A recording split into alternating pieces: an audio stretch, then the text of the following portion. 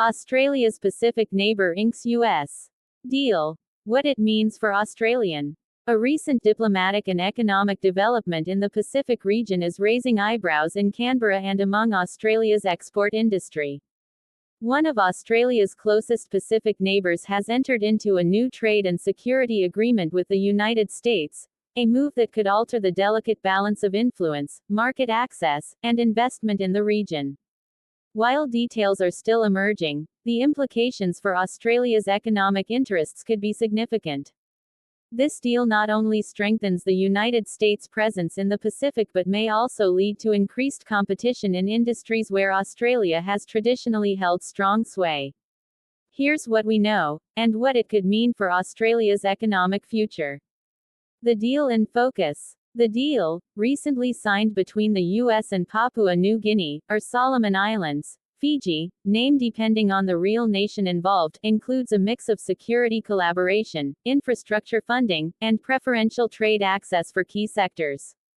The U.S. State Department has characterized it as part of a broader strategy to counterbalance China's growing influence in the Indo-Pacific, but the economic components of the agreement are drawing the most attention from Australian exporters. Under the agreement, the U.S. will invest over $1 billion in Pacific infrastructure, telecommunications, energy, and health. A new bilateral trade framework will be established, allowing the Pacific partner to export seafood, timber, and other key commodities with reduced tariffs. U.S. companies will gain preferential access to local resources and contracts. While the deal ostensibly promotes development and security in the region, it also shifts regional economic priorities, potentially sidelining Australia, which has traditionally been the largest aid and trade partner for many Pacific Island nations. Impact on Australian exports. Australia's trade relations with the Pacific Islands are centered on agriculture, mining, services, including education and tourism, and infrastructure development. However, if the U.S. agreement diverts local government procurement or consumer demand away from Australian businesses, the consequences could be felt across multiple sectors. 1. Agricultural exports could face competition. Australian agricultural products like meat, wheat, and dairy are commonly exported to Pacific nations.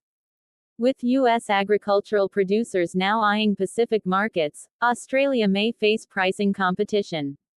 American exports, often subsidized, could undercut Australian products, making it harder for local exporters to retain their market share. 2. Construction and mining contracts at risk.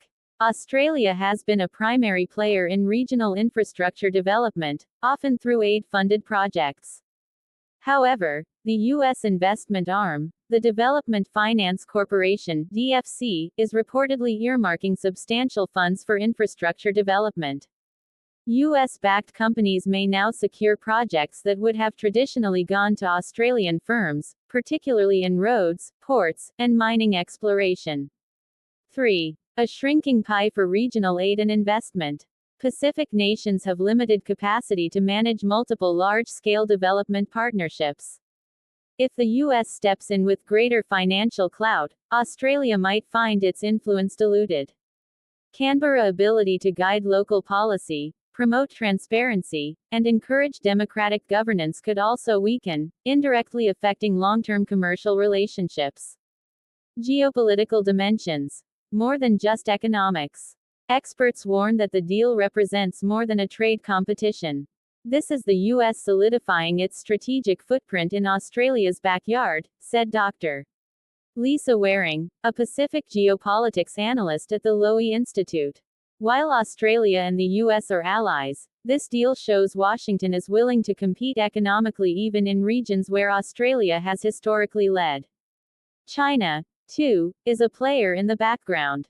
In recent years, Beijing has aggressively courted Pacific nations with infrastructure investments and trade deals, prompting concerns among Western allies.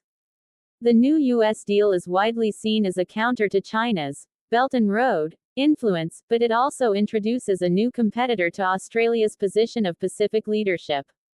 Canberra response. Australian officials have so far issued carefully worded statements. Foreign Minister Penny Wong acknowledged the U.S. Pacific Agreement as a